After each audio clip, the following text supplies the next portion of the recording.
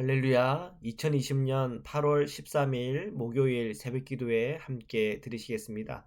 사도신경으로 저희 신앙을 고백드리시겠습니다. 전능하사 천지를 만드신 하나님 아버지를 내가 믿사오며 그 외아들 우리 주 예수 그리스도를 믿사오니 이는 성령으로 잉태하사 동정녀 마리아에게 나시고 본디오 빌라도에게 고난을 받으사 십자가에 못 박혀 죽으시고 장사한 지 사흘 만에 죽은 자 가운데서 다시 살아나시며 하늘에 오르사 전능하신 하나님 우편에 앉아 계시다가 저리로서 산자와 죽은 자를 심판하러 오시리라. 성령을 믿사오며 거룩한 공예와 성도가 서로 교통하는 것과 죄를 사하여 주시는 것과 몸이 다시 사는 것과 영원히 사는 것을 믿사옵나이다. 아멘. 우리 찬송가 20장 찬양 드리시겠습니다.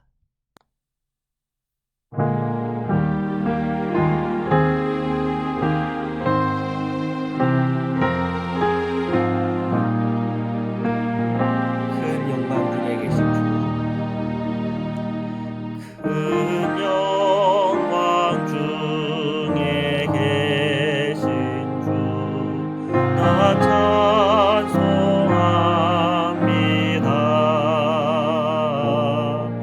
영원히 계신 주 이름 나 찬송합니다. 한없이 크신 능력을 나 찬송합니다.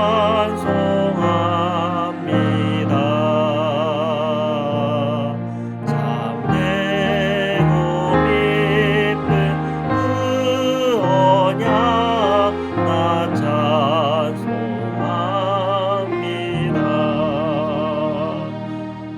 온 천지 창조하시던 그 말씀이 미소 영원히 변치 않는 줄 나 믿사옵니다.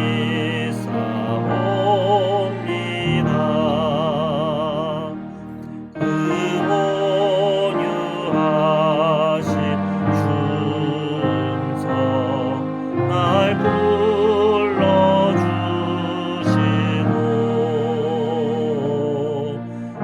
그 품에 품어주시니 나 찬송합니다.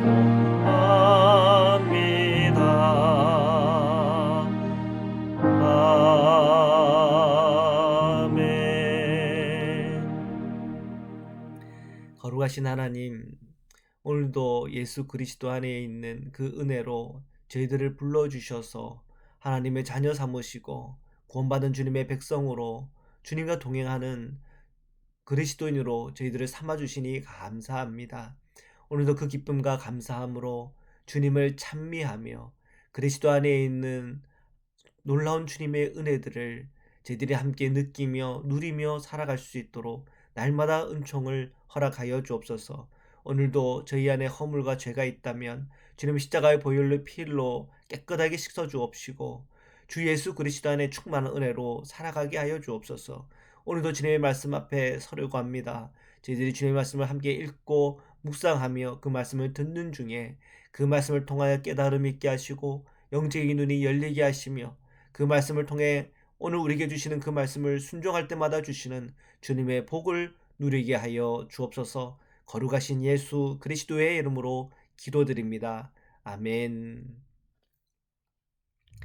네, 우리 로마서 9장 14절에서 24절 말씀을 함께 보시겠습니다. 14절입니다. 그런즉 우리가 무슨 말을 하리요? 하나님께 불의가 있느냐? 그럴 수 없느니라.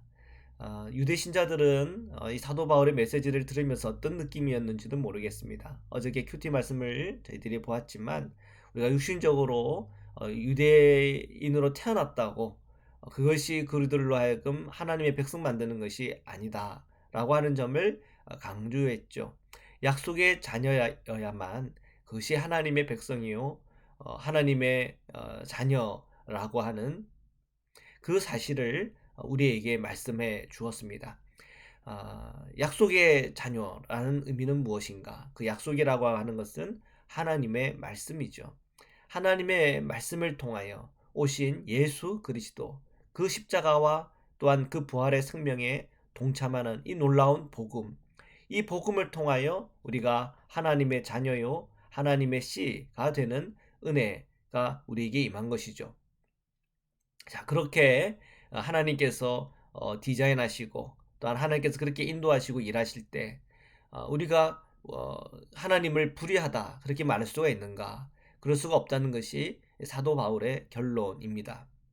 15절에서 16절입니다. 모세에게 이르시되 내가 긍휼히 여길 자를 긍휼히 여기고 불쌍히 여길 자를 불쌍히 여기리라 하였으니 그런즉 원하는 자로 말미암도 아니요 다른 박질하는 자로 말미암도 아니요 오직 긍휼히 여기시는 하나님으로 말미암으니라.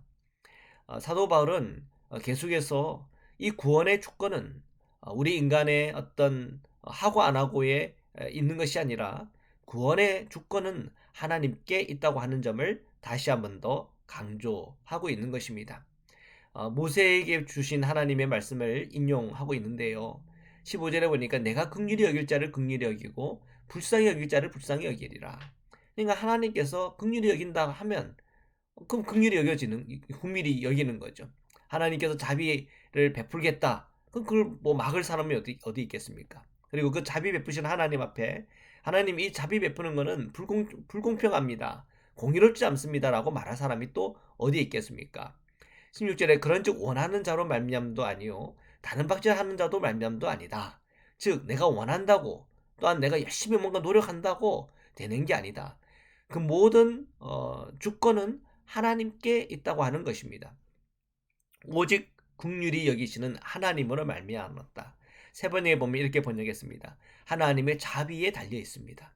즉 하나님의 자비를 얻는 사람이 구원을 받는 것이죠. 그럼 누가 하나님의 자비를 얻는단 말입니까? 회개하고 예수 그리스도를 내 마음에 영접하고 구원받은 하나님의 백성이죠.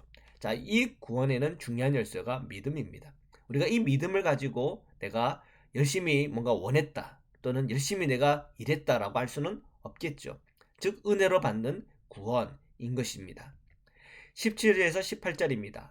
성경이 바로에게 이르시되 내가 이 일을 위하여 너를 세웠으니 곧 너로 말미암아 내 능력을 보이고 내 이름이 온 땅에 전파되게 하려 함이라 하셨으니 그런즉 하나님께서 하고자 하시는 자를 긍휼히 여기시고 하고자 하시는 자를 완악하게 하시느니라.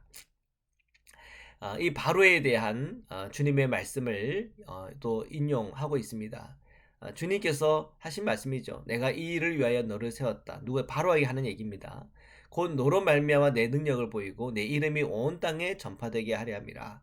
하나님께서 이 바로를 부르셨는데 그 하나님께서 이 바로를 부르신 목적은 그 바로가 하나님을 대적하고 또 고집 피우고 계속 끊임없이 하나님을 경외하고 하나님을 두려워하는 것이 아니라 하나님을 경시하는 그 바로의 마음이 있죠. 결국은 그로 인해서 그가 재앙을 당하고 또 그의 리더십을 통해서 애굽이 망하게 되는 어떤 결과들을 보여주지 않습니까? 그래서 반대급부로 그런 것을 통해서 오히려 하나님이 어떤 분인지에 대한 하나님의 능력이 어떤 것에 대해서 온 땅에 전파되게 되는 그런 목적이 이루어졌단 말이죠. 그러면서 18절에 이렇게 말하고 있습니다. 하나님께서 하고자 하시는 자를 긍휼히 여기시고 하나님께서 하고자 하시는 자를 완악하게 하신다. 그러니까 하나님의 크신 경륜 안에 있다는 것이지요. 그래서 긍휼과 또한 완악하게 되어지는 그 모든 일들을 가만히 들여다보니까 역사 안에 이것은 하나님의 그 크신 경륜 안에 있더라 하는 내용입니다. 그런데 또 이제 이 부분에 있어서 소위 말하는 이중예종론의 근거로 삼기도 하죠. 칼빈 같은 경우는. 그래서 여기에 이제 바로의 예를 들면서 그 사람이 완악하게 되는 것 또한 어떤 하나님의 예정 안에 있는 것이 아니냐. 그렇다 보니까 구원받지 못한 사람도 하나님의 예정 안에 있는 것이다. 이렇게 이제 얘기를 한단 말이죠. 그러면 이러한 신학은 이제 단점이 뭐냐면 웨슬리안 우리 감리교회 입장에서 봤을 때 이러한 신학의 문제는 뭐냐면 첫째는 하나님의 놀라운 신비와 그 진리를 인간의 철학으로 다 담아낸다고 하는 것은 저는 무리라고 생각합니다. 성경에서는 그것을 아주 명확하게 얘기를 하지 않았어요. 하나님께서 구원받는 사람은 예정했다. 그런 표현을 하고 있지만 구원받지 않는 사람도 예정했다. 이런 표현은 분명히 안 했단 말이에요, 성경에는. 그 얘기는 뭐냐면 이거를 그냥 이원론적으로 분명히 성경에 구원받는 사람에 대한 예정이 있으니까 구원받지 않는 사람의 예정도 맞는 거 아니냐? 그거는 아니죠. 왜냐하면 하나님의 신비와 하나님의 그 진리를 철학 안에서 다 그것을 담아낸다라고 하는 것은 또한 하나의 인간의 어떤 생각과 인간의 생각에 하나님의 그 크신 경륜, 하나님의 크신 이 진리를 어, 다, 어, 다 담아내겠다라고 하는 어떻게 보면 인간의 교만일 수도 있는 것입니다. 우리가 그 하나님을 어떻게 우리의 인간의 모든 철학과 인간의 모든 언어로 그걸 다 이해할 수가 있고 다 표현할 수가 있겠습니까?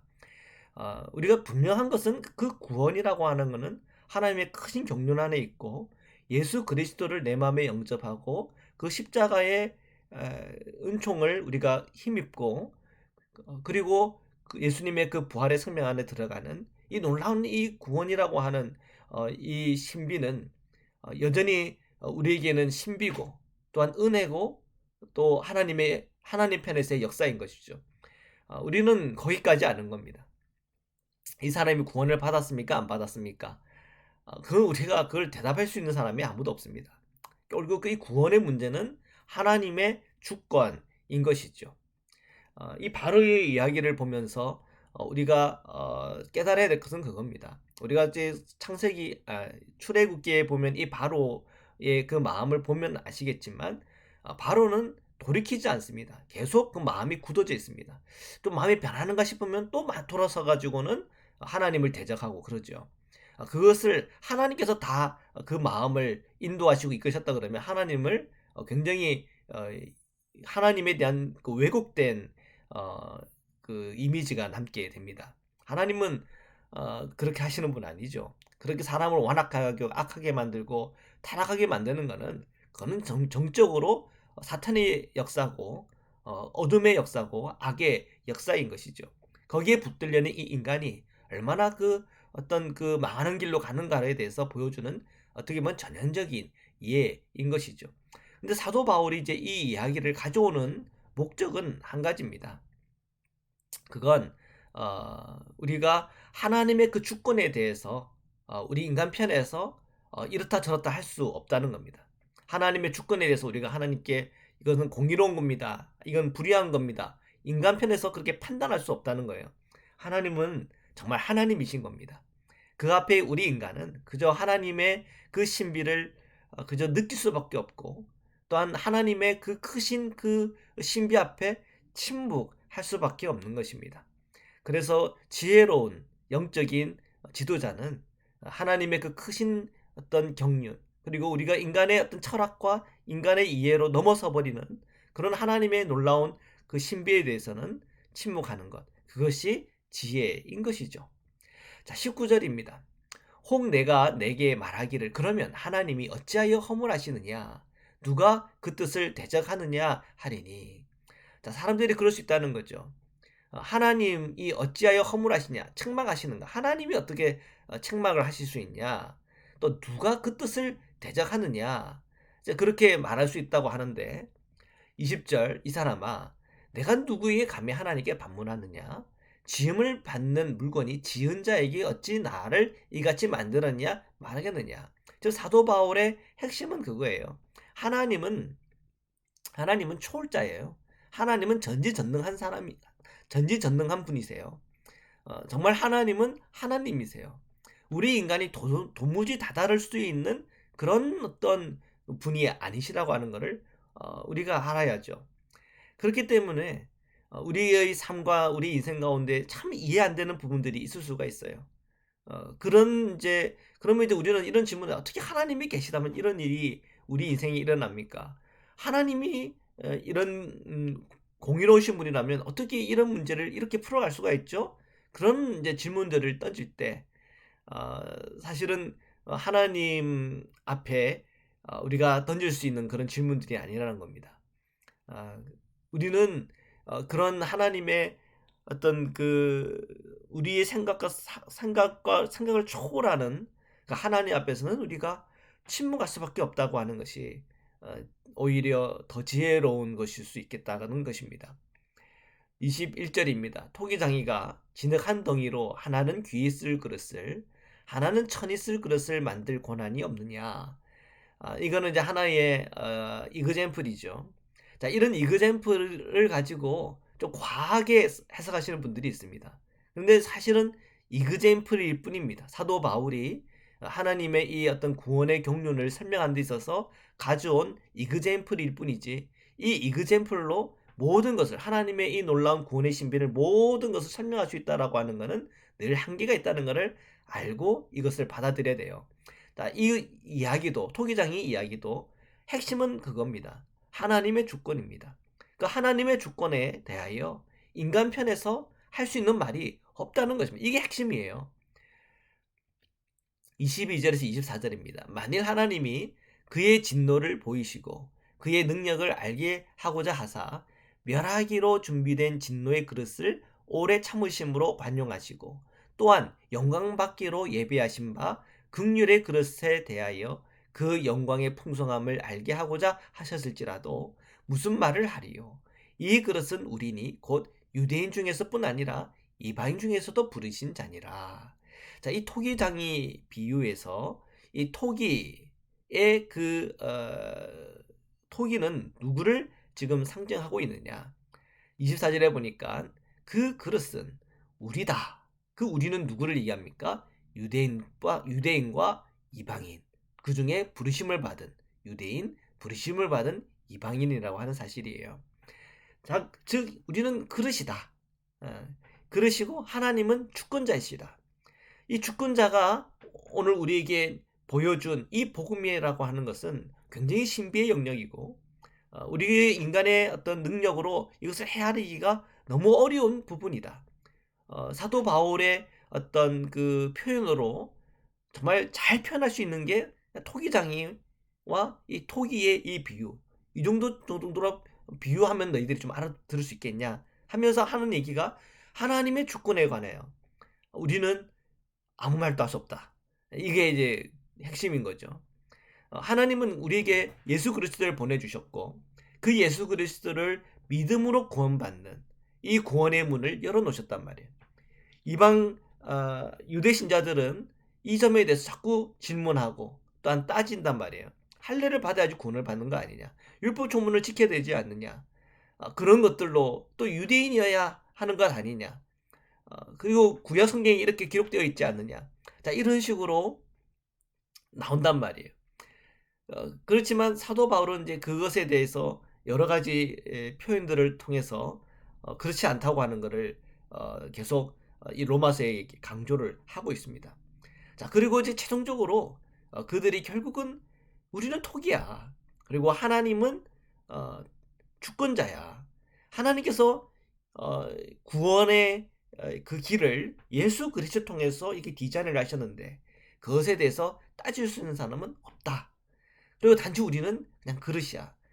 그저 하나님께서 우리를 불러주셨다고 하는 것에 대해서 우리가 감사함으로 또한 기쁨과 은혜로 나아가야 되는 것 아니냐.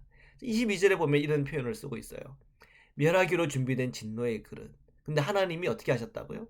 오래 참음으로 관용하고 계시다.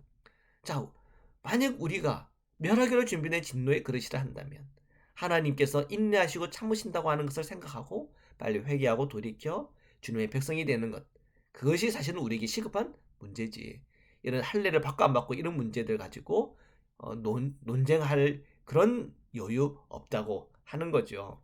그리고 2, 3절에 보면 긍휼의 그릇에 대하여 얘기하고 있죠. 이 긍휼의 그릇에 대해서 그 영혼의 풍성함을 알고자 하셨다 할지라도 무슨 말 할 것인가.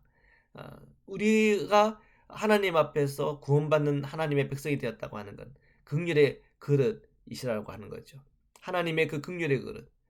자, 이 긍휼의 그릇이 됐다고 하는 그 자체가 구원인 겁니다. 그럼 멸하기로 준비된 진노의 그릇은 그냥 이미 결정된 겁니까, 구원이? 아니죠. 멸하기로 준비된 진노의 그릇이다 하더라도 그 주권자의 긍휼이 임하면 멸하기로 준비된 진노의 그릇이 뭐로 바뀝니까? 긍휼의 그릇으로 바뀌는 거예요. 그래서 사도 바울이 오늘 이 본문을 통해서 우리에게 말하고자 하는 것은, 누가 구원을 받고 구원을 받는 사람이 예정돼 있고 구원을 받지 못한 사람이 예정돼 있고, 이 이중 예정론을 얘기하는 것이 아니라 하나님께서 우리에게 주신 이 복음, 이 복음에 대해서 우리가 어떻게 이해를 해야 되냐 하는 점을 우리에게 말하고 있는 겁니다. 그래서 유대 신자나 이방 신자나 결국은 그릇이다. 그릇인데 멸하기로 준비된 진노의 그릇일 수 있다. 그런데 우리에게 중요한 것은 주권자다. 그 주권자가 우리로 긍휼히 여기시기로 결정하면 멸하기로 준비된 진노의 그릇이 어떻게 됩니까? 긍휼의 그릇이 되는 것이다. 이것이 복음이다. 그러니까 유대 신자든 이방 신자든 마음의 문을 활짝 열고 예수님을 받아들이고 예수님과 함께, 우리가 함께 이 구원의 기쁨과 또한 은혜를 함께 누리자고 하는 것이 핵심인 것이죠. 자, 우리 함께 오늘 말씀을 가지고 우리 함께 기도하고 싶습니다. 오늘 이 말씀을 우리가 묵상하면서 정말 우리가 핵심에 다다르기를 축복합니다. 우리가 그릇이라고 하는 것, 우리가 긍휼의 그릇이라고 하는 것이 얼마나 크신 은혜인가. 그리고 우리의 마음에 주님을 모시고 그 주님과 함께 동행하며 산다고 하는 것이 얼마나 큰 축복인지 모릅니다. 그 축복, 그 은혜가 저 여러분에게 늘 누려지기를 축복합니다. 기도드리겠습니다. 사랑의 주님, 오늘 저희가 함께 로마서를 함께 묵상하였습니다. 정말 하나님의 이 구원의 신비들을 생각할 때 어떤 많은 사람들은 이런 질문과 저런 질문들을 갖고 있는 분도 있습니다. 그러나 하나님께서 우리의 그 질문을 하나님의 놀라운 신비와 하나님의 그 크신 은혜 안에서 우리가 침묵하게 하시고, 오직 주님께서 우리에게 나타내 주신 예수 그리스도를 통한 이 복음의 놀라운 복을 우리 모든 성도님들이 깊이 누릴 수 있도록 축복하여 주옵소서. 우리가 정말 하나님의 이 진노의 그릇이었던 저희가 회개하고 돌이켜 주님을 만나 체험하여 주 예수 그리스도를 내 마음에 영접하고 긍휼의 그릇이 된 것이 얼마나 큰 은혜인지 모르겠습니다. 이 땅에 살아가는 수많은 이 진노 앞에 놓여져 있는 그릇들이 많이 있습니다. 그 모든 영혼들이 오늘도 주님의 이 복음이 부딪힐 때마다 회개하고 돌이켜 주님께로 나와 구원받는 하나님의 백성 되도록, 긍휼의 그릇이 되도록 주님께서 역사하시고, 오늘 우리의 전도의 문을 활짝 열어주시고 선교의 문을 활짝 열어 주옵소서. 이 코로나19로 인한 염려와 걱정과 근심이 있으나 우리가 이런 상황과 현재 속에서도 주님의 특별한 보호하심과 주님의 은혜로 채워 주옵소서. 우리 모든 성도님들의 모든 심령 속에 예수 그리스도의 은혜로 충만하게 하시고, 우리의 마음에 어둠이 있습니까? 예수의 이름으로 다 떠나가게 하시며, 연약한 우리의 육신들 주님께서 어루만져 주시고 힘주셔서 새롭게 일어나게 하시고 치유와 회복 가운데 저희들 다 일어날 수 있도록 축복하여 주옵소서. 우리 사랑하는 자녀들 오늘도 주님께서 보호하여 주옵시고 사탄마귀에 틈타지 않게 하시고, 우리 자녀들의 그 심령과 마음속에 기도하고 간구하는 그 모든 제목들마다 응답하는 하나님의 놀라운 역사들을 체험하게 하여 주시옵소서. 거룩하신 예수 그리스도의 이름으로 기도드립니다. 아멘. 우리 이 시간 주기도문으로 함께 기도하시면서 마치겠습니다. 하늘에 계신 우리 아버지여, 이름이 거룩히 여김을 받으시오며 나라에 임하오시며 뜻이 하늘에서 이룬 것 같이 땅에서도 이루어지이다. 오늘날 우리에게 일용할 양식을 주옵시고, 우리가 우리에게 죄진 자를 사하여 준 것 같이 우리 죄를 사하여 주옵시고, 우리를 시험에 들게 하지 마옵시고 다만 악에서 구하옵소서. 나라와 권세와 영광이 아버지께 영원히 있사옵나이다. 아멘.